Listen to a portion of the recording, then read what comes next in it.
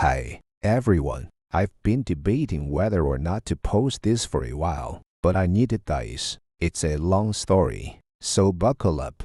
I tonight work in a mid-sized tech company, and I've been here for about 5 years. I have worked my way up from an entry-level position to being one of the lead developers on a new project we're launching next year. I was really proud of my progress. My boss, let's call him Greg 47, had always been supportive, or so I thought. Things had been going well for the past few months, and Greg started dropping hints that I was next in line for a major promotion. He told me he was impressed with my work and that I was exactly the type of leader this company needs. I won't lie, hearing that felt amazing. I poured so much of my energy into this company, working long hours, sacrificing weekends, and basically putting my social life on hold for this job. Then things took a turn. About a month ago, after one of our team meetings, Greg asked if I wanted to grab a drink to discuss the future of my career. I didn't think much of it at the time. We'd had work-related drinks before, and nothing weird had ever happened. But this time, the vibe was different. We went to a trendy bar near the office, and at first, the conversation was all business. He asked me how I felt about the new project and what kind of leadership role I envisioned for myself. Then, out of nowhere, he shifted the conversation. He started talking about how we've been spending so much time together lately and how he felt like we had a connection. I didn't know how to respond, so I just kind of awkwardly smiled and tried to change the subject, but he wouldn't let it go. He leaned in closer and said, "You know, I can't make sure you get that promotion, but I need to know that you are loyal to me." At this point, I was starting to feel really uncomfortable. I asked him what he meant by that, and he smiled in this creepy way and said, "We could take our relationship to the next level. Maybe start by spending a night together. You deserve that promotion, and I can make it happen." I was stunned. My heart started racing, and I could feel the panic setting in. I made up some excuse about needing to leave because I had an early morning meeting the next day and got out of there as fast as I could.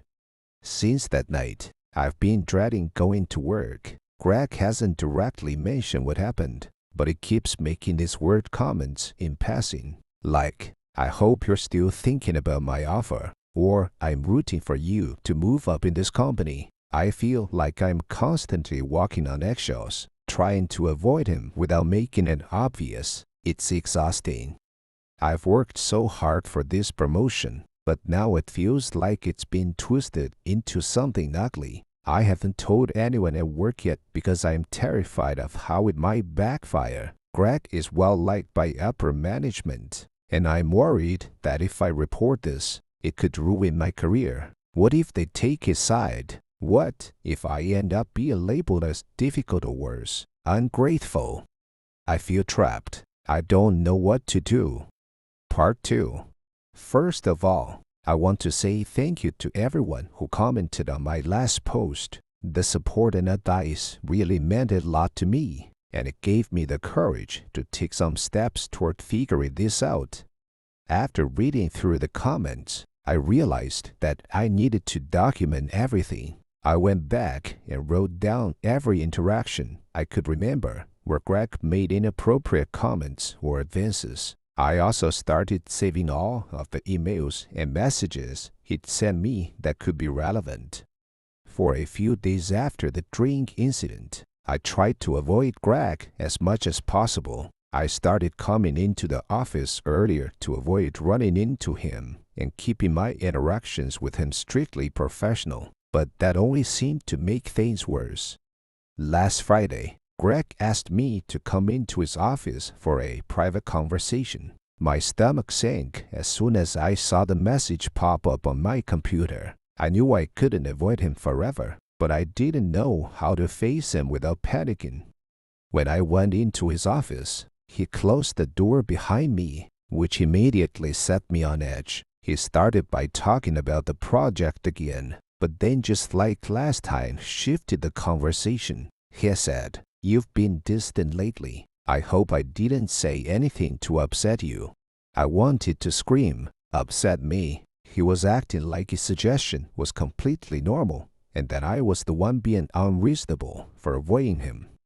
I told him that I'd been really busy with work and didn't have time for anything else. I thought that would be enough to get him to drop it, but instead, he doubled down. He said, "I really want to see you succeed here, but you need to show me that you are willing to go the extra mile. I don't just hand out promotions for free." That was when it hit me that he wasn't going to back off. He was using his power to pressure me, and no matter how hard I tried to keep things professional, he was determined to cross that line.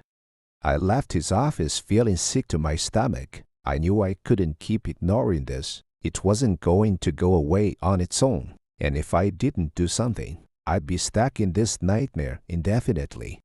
That night, I confided in a close friend who used to work in HR. She was furious on my behalf and gave me some really solid advice. She told me that I needed to escalate this to HR, but to do so carefully. She also suggested that I start looking for a lawyer who specializes in workplace harassment, just in case things got ugly.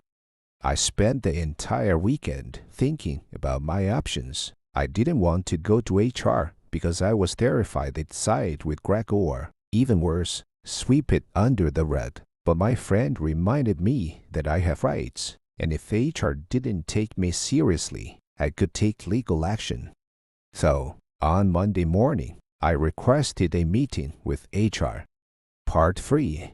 The HR meeting was one of the most nerve-wracking experiences of my life. I met with the head of HR. Let's call her Linda 50F, who seemed nice enough, but also had this air of, "We're just doing our job here." I wasn't sure if that was a good or bad sign.